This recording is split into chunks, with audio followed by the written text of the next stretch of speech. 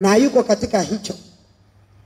Wewe hata ukawa na makorokoro gani, hata ukajishaua kwa namna gani, hayuko hapo. Aliko yeye amefunikwa na yale maji, anauona ule ulimwengu wa yale maji yaliyomfunika. Mtu aliye ndani ya maji anaye dive, wale divers wanao dive kule chini, hawauoni ulimwengu huu mpaka wanapotoka nje.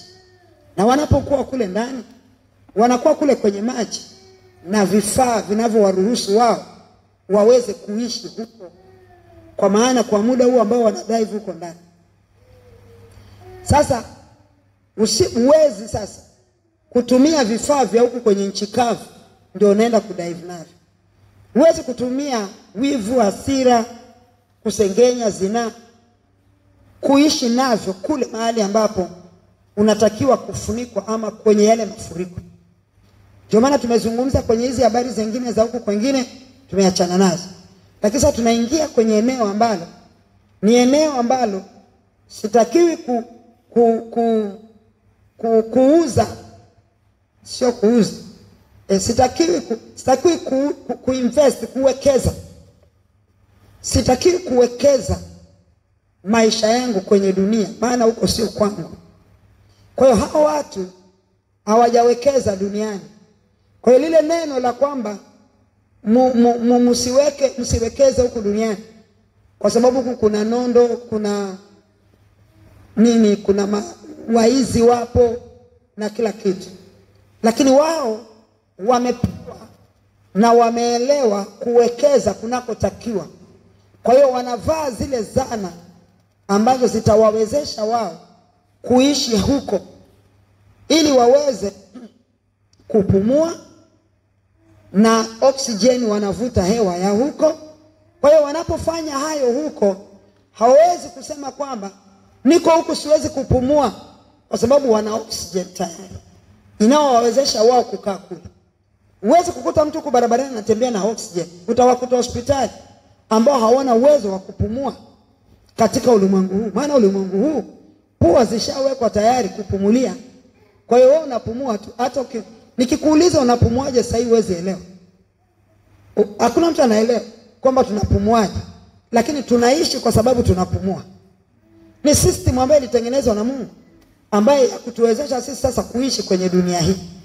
Lakini kuna system ambayo imetengenezwa na Mungu ya kutuwezesha sisi kuishi na yeye katika ulimwengu wa roho, katika maisha hayo ambayo aliyokusudia yeye ili tuweze kuyaishi, ambayo kwa jinsi hiyo sasa ndio mimi ninapoingia hapo ninapokea vile vifaa ama zile zana zitakazo niwezesha mimi kuishi hapo. So ninapokuwa nimewekeza maisha yangu duniani, haiwezekani yale maji yakapanda juu, kwa sababu vile ambavyo nimevibeba mimi vya duniani havitakiwi huko. Ndio maana hata wale divers wana viatu vya kudive vinavyowawezesha, hawana pa kukanyaga, lakini vile viatu vinawafanya wanakuwa hewani. Sasa huwezi kwenda kuvaa viatu hivi tunavyovaa ndio kaenda kaingia navyo. Kwanza hata utajua kile kiatu kimepotea saa ngapi, kwa sababu vitakuwa vizito. Utajua kimetoka saa ngapi kwenye mguu, kwa sababu kuna viatu vyake huko wanasafiri navyo, vinakuaga kama vile vinaenda wenyewe kama ndio samaki. Kwa hiyo unatengenezewa mazingira, unatengenezewa vifaa, unakuwa na vitu vitakavyokuwezesha wewe kuishi huko, ili uweze kufanana na wale wanaoishi huko. Kwa sababu huo ni ulimwengu by itself. Kwa maana kwamba wanaoishi huko ni samaki na hao wanyama wanaokaa huko. Viumbe ambavyo wamewekwa kaa huko. Kuna kila aina. Na samaki huyo ukimtoa hapo kwenye maji, ukamtoa tu kamweka hapo pembeni kwenye nchi kavu, pembezoni pa bahari, utamwona anavyohangaika. Maana hayo sio maisha yake.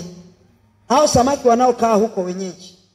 Kwa maana yake ni kwamba wewe huwezi kuchukua yule samaki hata ukamfanya nini. Ukitaka atulie, mletee kinachofanana na hicho cha huko ndani. Lete hata beseni, mtumbukize kule kwenye maji ya beseni. Ataanza kusikia kama vile anaanza kuona kwamba naanza kuona ule ulimwengu wangu, sababu ameona vitu vinavyofanana ama vilivyokuwa vinamwezesha yeye kuwa na uhai kule. Sasa katika ulimwengu wa roho wanaishi viumbe wa mbinguni wanaoishi katika ulimwengu huo, na malaika ambao wako mbinguni, mapepo katika ulimwengu wao. Sasa mimi nawezaje nikauishi huo ulimwengu, nikaweza kuishi kwenye hayo maji ambayo yamenifurikia? Sasa mimi yamenifurikia, yako juu, na mimi sasa natakiwa nikae humo ndani. Kwa hiyo nitapewa hivyo, nitapata hivyo, hizo vifaa ama zana ambazo zitaniwezesha mimi. Sitatembea duniani, natembea hivi, lakini huko sitatembea. Huko tunaenda hivi. Ukiwa umelala, na hautalala kwa sababu wewe umetaka kulala, system tu yenyewe inakulaza. Ukishaingia kwenye maji, nilisema ukishaingia kwenye maji akafika kiwango fulani, utakuta miguu inaondoka kwenye ardhi yenyewe, kwa sababu hiyo ndio system ya kule. Hakuna kutembea na miguu. Hata ukafanya nini, kifika maji akafika kiwango fulani, miguu yako inapoteza uwezo wa kukanyaga chini. Lazima uanze sasa kuyategemea yale maji ndio yakupeleke. Sasa kama hujui kuogelea, ndio maji atakupeleka yanakotaka yao, na ndio unasikia mtu amezama ama nini hivyo. Sasa katika kuishi katika misingi hiyo, ama katika eneo hilo ambalo nimefurikiwa sasa na ule utukufu na roho Mungu, maisha yangu yatakuwa yanafanana huko, kwa sababu hata mavazi, yani mimi na kwa kila kitu kinahusiana na huko, ili ndio niweze kuishi huko. Sasa kama nilishawekeza huku duniani, ndio unakuwa mzito. Hicho ndicho ambacho kilifanyika kwa Daudi alipokwenda kupigana. Yeye alikuwa amesimama kwa namna ya ufalme, lakini alipokwenda wanamwendea Goliath, wakampa mavazi yao, na alijaribu, alivaa kweli, akaona, akasema mimi siwezi. Aliona hawezi kutembea kwa sababu walikuwa kwenye ulimwengu mbili tofauti. Huyu Sauli ashaondolewa kibali, yeye hana. Kwa hiyo yeye yuko tu ili asubirie yule mwingine aandaliwe. Kwa hiyo katika ule ulimwengu wa kiutendaji wa Mungu, Sauli alikuwa hayuko tena, ila aliachwa afanye tu ile kawaida, kwa sababu watu wapo hawasimamii. Huyu Daudi ndio yuko kwenye huo ulimwengu sasa. Kwa hiyo asingeweza kuchukuliana na hayo mavazi yao na makorokoro gani. Sasa vita vya Daudi vilikuwa havitegemei vifaa vya mwilini kama wao walivyokuwa wanavaa. Vita vya Daudi vilikuwa vinamtegemea Mungu, na ndio maana aliweza kumuua simba na dubu kule porini. Na aliweza sasa, akaona hii nikienda nayo hii hakuna kitu nitafanya, niacheni niende. Kama alikuwa mguu peku sijui, kama alikuwa amevaa sandals hizi katambuga sijui, lakini alienda akiwa amebeba ile sura yake aliyokuwa nayo. Daudi alikuwa kule porini anachunga wanyama wa baba yake, akiwa ana jinsi yake, pamoja na kwamba alikuwa anaonekana kwamba yuko huko porini, lakini alikuwa na Bwana. Sasa ile hali aliyokuwa nayo, na yeye Bwana aliyekuwa anampigania ama aliyempigania wakati hizo, na ambaye ndio alikuwa anamuandaa, ndiye ambaye alikuwa akamtetea na kumpigania, kwa sababu Daudi alikuwa amekaa ndani ya ule uwepo wake na ule uweza wake. Sasa sisi hatuwezi kuwekeza maisha yetu duniani na tukategemea kuishi katika mafuriko hayo. Roho Mungu afanye hiyo kazi, na hata kuwepo hawezi atakuwepo na wewe hapo, lakini hawezi kuingia ndani yako akawa sehemu ya wewe. Kwa hiyo kuna vitu ambavyo nitavikosa. Ninyi mtakuwa ni mashahidi, kwa sababu mimi nilishatoka huko na nilikuwa hapo. Kwa ni mashahidi, na nyinyi pia labda kuna wakati mlikuwa hapo. Unaona kabisa, yani unasikia wimbo ama sio wimbo, unasikia, unaona mtu anaabudu, unaona mtu amezama, alafu wewe unatamani, unajiuliza anafikaje hapo? Wewe huwezi fika. Hata ukafanya nini huwezi, kwa sababu uweza wa kufika hapo hauko mikononi mwako. Hata ukajibagauza vipi, hata ukasema maneno gani, hata ukafanya nini, huo uweza sio wa kwetu sisi. Ndio huo ambaye nasema habari zake sasa. Nafasi hii mtu akiweza kufika hapo, hautauliza, hautaomba. Hiyo ni hali ambayo umeingia kwenye ulimwengu huo, utakutana nayo huko. Hizo ni sehemu ya zana ambazo tunahitajika tuwe nazo sisi ambaye tuliookoka, ndipo tuweze kumsogelea baba yetu. Sasa wewe umekaa huku nje, haujaingia kwenye mafuriko hayo, alafu unataka msogelee baba na yeye yuko kwenye ulimwengu huo mwingine. Haiwezekani. Haiwezekani. Haiwezekani. Na haya ndio maisha ambayo sisi tuliookoka tunayaishi. Lakini lazima tuelewe kwamba hizi ni hatua ambazo, hii ndio hatua ya mwisho ambayo ukiingia kwenye hatua hiyo kunakuwa hakuna urahisi wa wewe kurudi nyuma. Sisemi kwamba huwezi, ila kunakuwa hakuna urahisi. Yaani shetani huwa anafanya kazi kubwa sana ili aweze kuwapata watu ambao wameshafurikiwa huko. Kwa sababu kila kitu cha ufalme wa shetani hawa watu wako wameachana nacho. Sasa shetani anakuwa hana kitu chake kwa huyo mtu, hata ndio aseme kwamba kitamtengenezea yeye wepesi wa kumsababisha yule mtu, akimgeuza tu hivi dakika amempata. Anakuwa hana. Kwa hiyo kama hana chochote shetani, inabidi shetani akajipange, atengeneze mazingira ya kuhakikisha anafanyaje aweze kumpata huyu mtu. Na mtu mwenyewe kafunikwa, mtu mwenyewe yuko rohoni. Sasa afanye mazingira atakaoweza amtoe yule mtu hapo. Sasa kitu atachofanya ndio ataanza kuwatumia walio karibu naye. Kama una mume, atatumika huyo mume kama hajakaa vizuri na hoja. Kama una mke, atatumika mke. Kama una watoto, hao ndio wale wa karibu. Sasa anatafuta ufike mahali, atafuti ufanye kitu kikubwa, mtu akuudhi alafu ukasirika. Yaani yeye yuko hapo mlangoni, wala asubiri. Nilishakopaga hela kwenye songesha huko kwenye M-Pesa. Unasikia mtu anakuambia usiniwekee hela huko, zitakatwa. Kwa sababu zikiingia tu, wewe hata uelewi kwamba zimekatwaje. Ndio hivyo anafanya. Kwa hiyo sasa ile wewe unakasirika tu, hata hujamaliza kukasirika ndio uweze kufahamu kwamba kwa nini nimekasirika. Tayari yeye yuko ndani, ameshaingia. Kwa hiyo anafanyaga hivyo sasa, kwa sababu anajua hawezi. Kwa hiyo mlango anautafuta kwa gharama kubwa sana, na akiupata hafanyi mzaa na huo mlango. Anahakikisha anautumia vipasavyo ili aweze sasa, ukiwa kule ndani wewe sasa, kwa sababu yeye ameshaingia, ameingia na vitu vyake huko ndani, wewe utaanza kuona vile viatu vya kukufanya uogelee, unaona tena havina nguvu. Utaanza kuona zile nini za oxygen, unaanza kuona kama vile unashindwa kupumua, lakini ulikuwa unapumua. Sasa unaanza kusikia uweze kupumua. Kwa sababu gani? Kuna kitu kimeingia. Wewe mwenyewe utaanza kutoa ile mipira, unatoa, utavua viatu, unaishia. Ndivyo anavyofanya. Kwa hiyo yeye anakuacha wewe mwenyewe utengeneze hayo mazingira, lakini yeye anakuwa ameutafuta mlango. Sasa ukiwekeza maisha yako duniani, kuna hasara, tunapata hasara.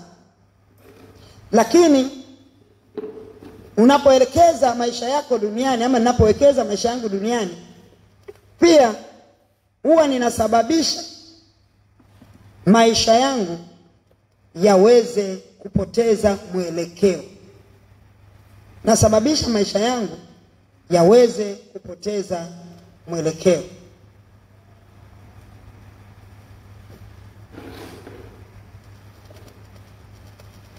Sasa ninapokuwa nimezama hapo ndani, maisha yangu yanakaa kwenye mwelekeo wake yeye Bwana. Na maisha yangu kukaa kwenye mwelekeo wake Bwana, ndivyo ambavyo maisha yangu ya kiroho yatakavyostawi na kupelekea maisha yangu ya mwilini kustawi vizuri, kuwa mazuri. Sisemi kwamba hao ambao wanaishi hivyo, waliowekeza maisha yao mwilini na kuwa mabaya, yanaweza yakawa mazuri. Lakini unaweza ukajikuta una kila kitu, mtu akaona maisha ni mazuri, lakini ndani yule mtu yuko mtupu. Kwa sababu kila anachotakiwa kuwa nacho hana. Sasa tunapozama ndani ya hayo maji ambayo ndio uzima wetu. Sasa tunapozama hapo ndani, tunajikuta kila kitu, yani hakuna kitu ambacho kimetokana na shetani kinaweza kikavumilia mahali hapo ulipo. Hakuna kitu kilichotoka kwa shetani kinaweza kuvumilia mahali uliko, kwa maana kwenye maji. Ndio maana hata wale wanaodai nguo anazovaa, huwezi kwenda na nguo kama hizi, zitakuwa nzito tu. Kwa hiyo wana nguo zao, nguo ambazo zina special material zake ni special, na ni nguo ambazo lazima ziwe zimeshikamana na mwili, kitu ambacho hakitakuwa mzigo. Kwa hiyo maisha yangu yanakuwa yamebeba aina fulani ya jinsi ambavyo kitu cha shetani kinapoteza uhai. Vitu vya shetani, ama niseme kazi za shetani, viwekezo vya shetani vinapoteza uhai. Vinapoteza uhai wake. Vinapoteza uhai kwa sababu kwa kufurika. Tulisoma hapo, ngoja tuende hapo kwenye Ezekiel. Tulisoma wiki hiyo wakati huo. Ezekiel 47.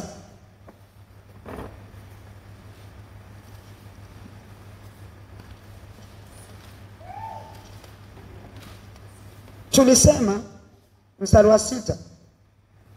Akaniambia, mwanadamu, je, umeona haya? Kisha akanichukua akanirudisha mpaka ukingo wa mto. Basi nikiisha kurudi, tazama, kando ya ukingo wa mto ilikuwepo miti mingi sana upande huu na upande huu. Ndipo akaniambia, maji haya yanatoka kwenda pande za nchi ya mashariki, nayo yanashuka mpaka Araba na kuingia katika bahari. Maji yatokezwayo yataingia baharini, na maji yake yataponyeka.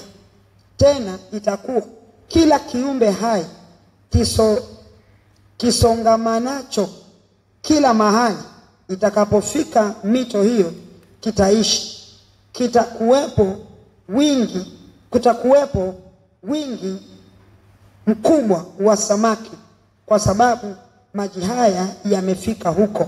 Maana maji yale yataponyeka, na kila kitu kitaishi popote utakapofikiria mto huo. Tena itakuwa wavuvi watasimama karibu nao toka Engedi mpaka Eneglaim. Patakuwa na mahali pa kutandazia nyavu. Samaki wao watakuwa na zao mbalimbali kama samaki wa bahari kubwa, wengi sana, bali mahali penye matope na maziwa yake hayataponywa, yataachwa yawe ya chumvi. Na karibu na mto, juu ya ukingo wake, upande huu na upande huu, utamea kila mti wa chakula, ambao majani yake hayatanyauka wala matunda yake hayatatindika kamwe. Utaona matunda mapya kila mwezi, kwa sababu maji yake yanatoka mahali patakatifu, na matunda yake yatakuwa ni chakula, na majani yake yatakuwa ni dawa. Kwa hiyo unaona kwamba chochote ambacho kilicho cha shetani hakitabeba uhai eneo hilo, ila kupitia maji haya vitatokeza vitu vipya ndani yako, ambavyo ndivyo vinavyoweza kuishi hapo, kwa sababu vinavyozaliwa ndani yako vinatokana na uhai wa Mungu, ambapo ule uhai wa Mungu unakaa ndani ya hivyo vitu, na vitu hivyo vinakuzwa kupitia hayo maji. Maji hayo hayawezi kukuza bidhaa yoyote ya shetani ikakuwa na kushamiri ndani ya mtu, ila bidhaa zote za shetani vinapoteza uhai, ili kuruhusu sasa bidhaa za Mungu zibebe uhai na kuzaliwa na kuchipusha vitu vipya ndani yako. Kwa nini? Kwa sababu maji hayo ni maji ambayo yanatoka pale patakatifu pake Mungu. Kwa hiyo kila kitu yani mimi nilikuwa naishi na hivyo vitu. Tumesema habari ya maji kuwa hapa na kuwa chini. Tukaonyesha kwamba huku juu nilikuwa niko wazi. Kwa hiyo sehemu nilikuwa rangi fulani na sehemu rangi fulani. Upande wa chini nilikuwa ninasogea karibu na Mungu.